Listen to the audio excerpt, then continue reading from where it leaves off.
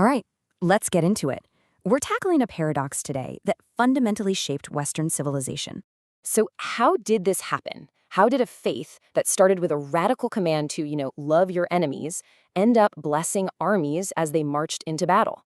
We're going to trace that whole journey. And believe me, it's a fascinating, pretty complex, and honestly, a deeply challenging story. Okay, so to really get our heads around this huge shift, we've got to go right back to the beginning, back to the source, the teachings of Jesus himself. And let's be clear, his position on this was, well, by any standard, it was pretty extreme. Now, this quote, this isn't just some nice, wise proverb you'd see on a poster. Think about the context. Jesus says this at the most critical moment of his life, the moment he's being arrested. One of his closest followers, Peter, does what any of us might do. He draws a sword to protect his friend. It seems like a noble thing to do, right? But Jesus, he immediately shuts it down. And not only that, he actually heals the guy Peter just attacked. And this is the really crucial point here. Jesus wasn't nonviolent because he was powerless or had no other choice. Not at all. He tells Peter he could snap his fingers and call down, get this, 12 legions of angels to come and save him. So for him, using violence, even to protect the innocent, which in this case was himself, was a temptation. It was a complete rejection of what he came to do, which was to conquer violence by absorbing it, not by dishing it out. So his whole approach, it wasn't just, the classic fight or flight. He presented something totally different, what some scholars call a third way. This was all about a courageous, active, nonviolent confrontation. It was about completely refusing to play by the world's rules of an eye for an eye. And you know what?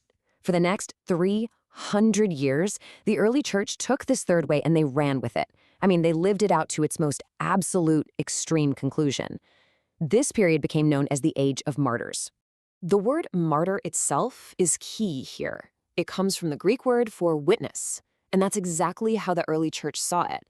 For them, being executed by the Roman Empire, that wasn't a failure. It wasn't a tragedy.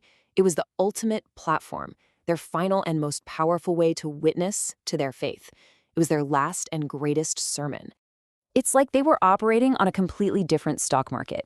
You could call it the economy of the cross. In this system, their physical life wasn't the end-all be-all. It was more like temporary currency. The goal wasn't to hoard it and save it, but to invest it for a massive eternal return. In this economy, dying for your faith wasn't a loss. It was the ultimate promotion. And you see this logic in action in some incredible stories. Take Ignatius of Antioch. As he's being led to the Colosseum in Rome, knowing he's about to be eaten by lions, what does he do?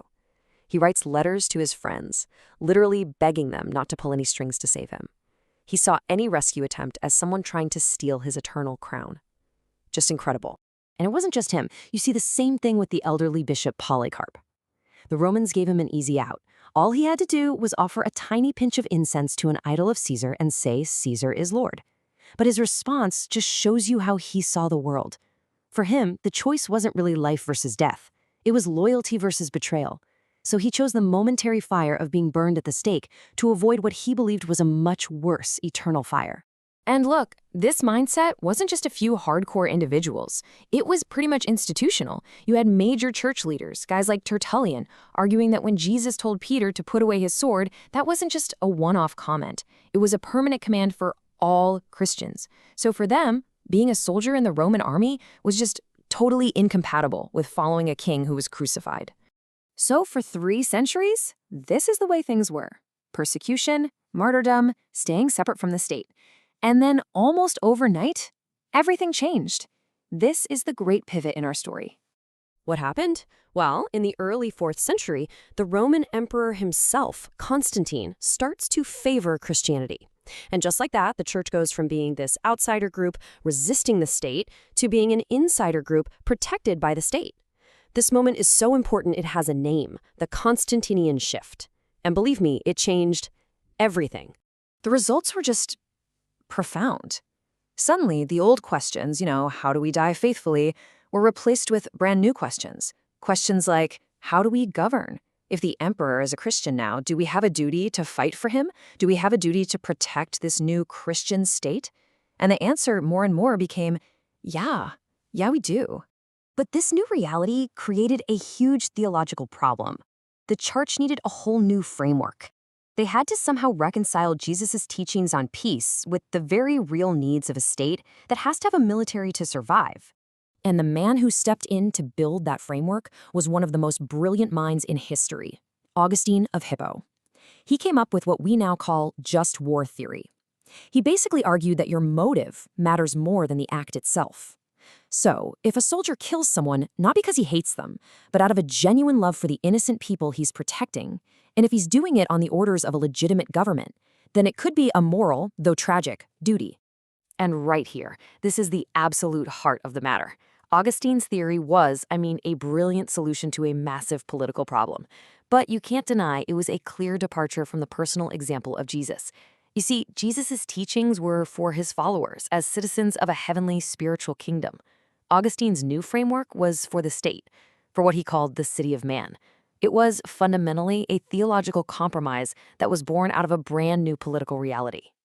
So, after all that, what's the big takeaway? Well, the Constantinian shift didn't just erase that original blueprint of nonviolence.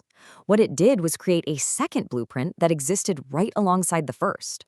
And in doing so, it baked this permanent tension right into the very heart of Christianity. And ever since that moment, these two paths have coexisted, often pretty uncomfortably. On the one hand, you have the way of Jesus. That's the path of the martyr, the pacifist. It lived on in places like monastic movements and in smaller minority groups. But on the other hand, you have the way of Augustine, the path of the soldier, the statesman. And that became the dominant view for most of Western history, for empires and for nations. And so all of this leaves us with this huge, unresolved question that has just echoed down through the centuries.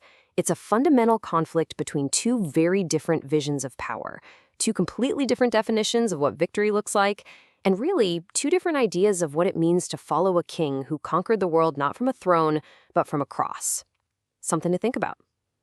Thanks for joining me.